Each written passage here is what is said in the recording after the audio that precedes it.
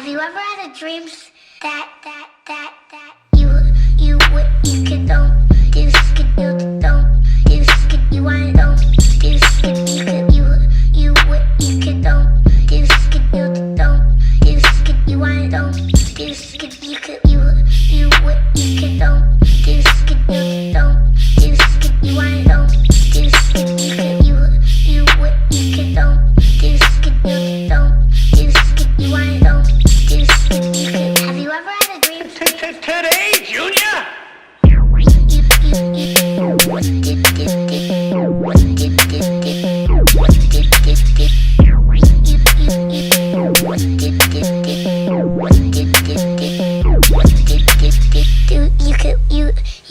You want him to do you so much you could do anything?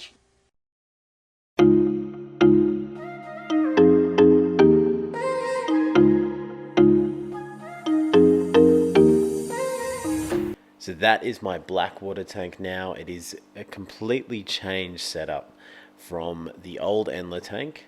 There are still endlers in there. I've moved them all around the fish room, but I think I'm going to move them all back. I was really inspired by a video on the Rachel O'Leary channel of, I can't remember what it was called, but it was having a rock outside of the water with the water falling down back into the tank. And I wanted to try that with that piece of driftwood that you guys just saw, and I'll take you through the process of how I created that, and maybe you create that at home as well. Alrighty, this is all gonna change. I'm pretty excited about doing it. I've got a whole bunch of stuff ready. I was talking to Punchy before, and she kindly pointed out that I actually already have everything I need to do what I'm about to do, because I've been putting it off thinking I still needed to get a few things. We've got a little bit of a project to work on featuring this. How on earth am I going to get all of these guys out of here? There's probably 15 adults and maybe 50 babies, so oh god, let's see what we can do. Again, thanks Monica, this will be perfect. So I'll try and get them out there, put them in here, and then we can take them into their new home. So we've taken the undergravel filter out. You can see the amount of stuff that's there. It's a messy setup. It worked really well though. This is the second batch. Filter is here. That's the undergravel filter. This is the second batch I'm putting in. There's not too many. Oh, there's a lot of duckweed down the way. The problem is it's so cloudy in there. We're trying to do the best we can to have no casualties, but they're very hard to see. So I'll take this in, put this in the new tank, and we'll let the water settle a bit and see if we can catch some more babies. There you go.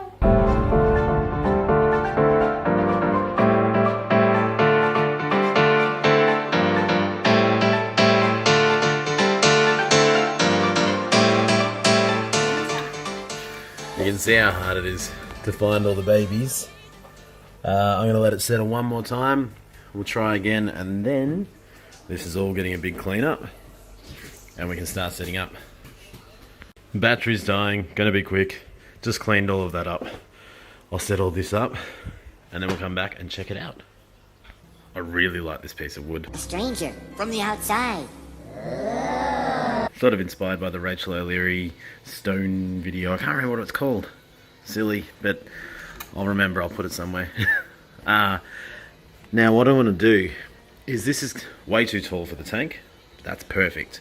So pretty much it's going to be submerged underneath. There's heaps of little crevices, heaps of places for shrimp to hide.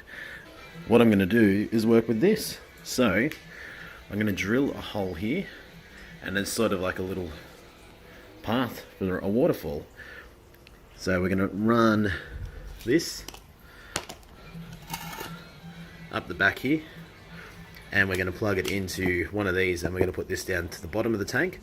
It's going to push water up through, and then the water is going to trickle down, and that is going to be our filtration. So I'm really excited. I'm going to get to work on drilling the hole. This is 4 or 5 mil, I think. So I'm just using a 6 mil bit. I'll go straight through I'll go straight through there. I'll show you what I'm doing. I wanted to hide it all the way through the middle. It's an odd shaped piece, which is why I like it. But I thought, you know what? I don't really need to. As long as it's hiding behind here, we'll be alright.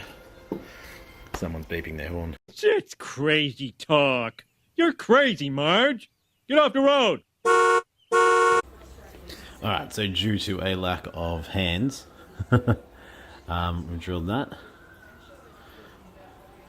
Maybe a little bit big, but that's fine. I can stick something at the back. So I don't want it to sit there so you can't really see it too easily. You're going to be looking at it like this. And then we'll push the water through. So I'll continue cleaning up the tank and getting everything set up. And yeah, I can't wait to sort of reveal this bit at the end.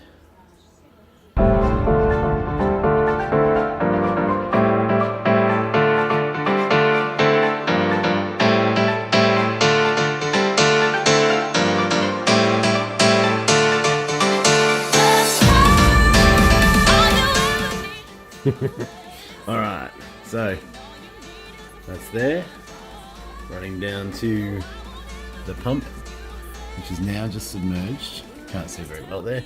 It's kind of cool, I can hide everything sort of behind there. I'm going to try and turn it on, and I'm a bit worried about how powerful it's going to be and how well this is going to work. So let's give it a go. We need more water.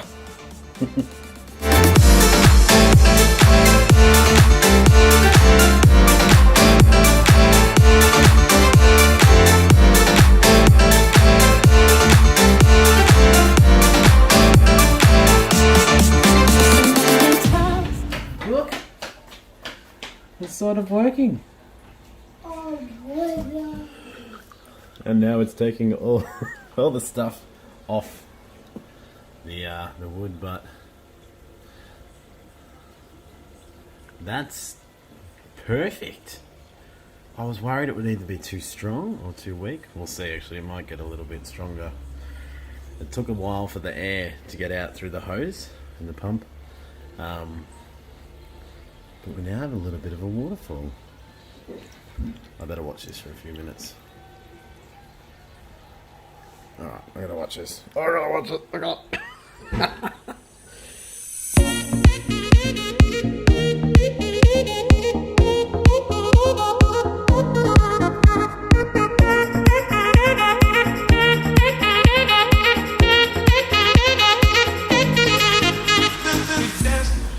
Alright, so it's pretty powerful.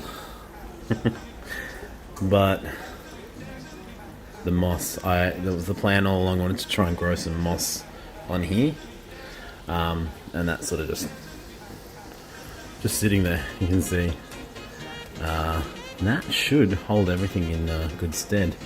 Try and plant a little bits more. All right, let's get the rest of the tank done.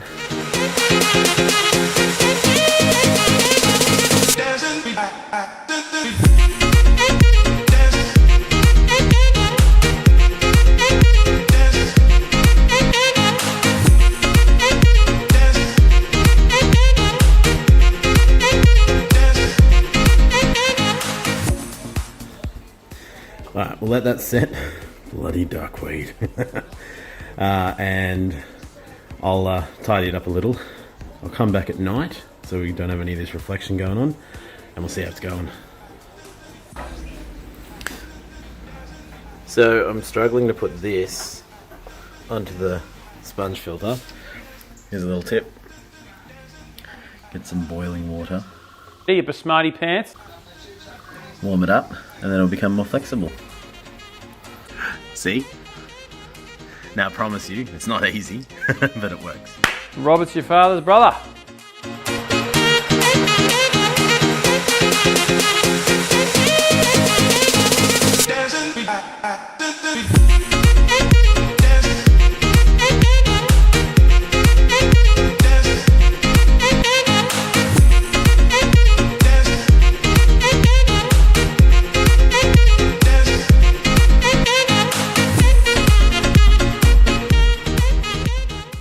So all in all, really happy with the outcome. Way happier than I actually expected to be.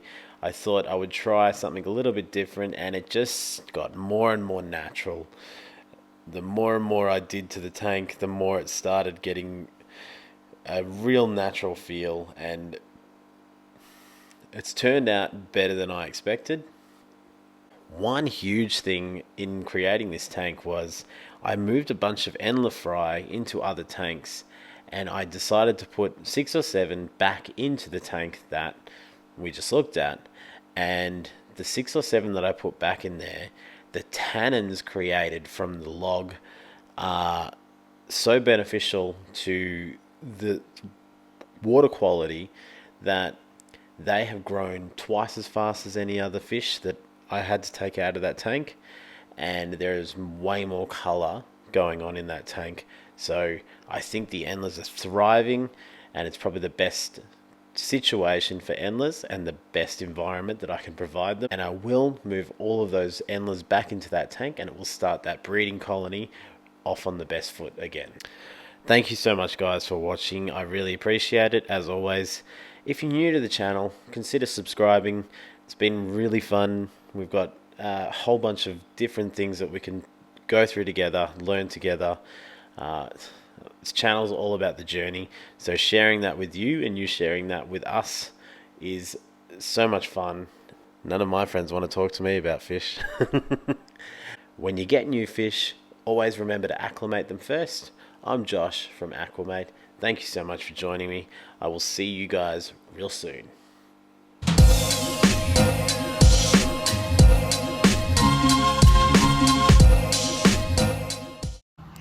And we are trying to catch over here some rainwater because it's raining over here at Australia for the picnicaries. Let me check. No, we don't have any rainwater right now.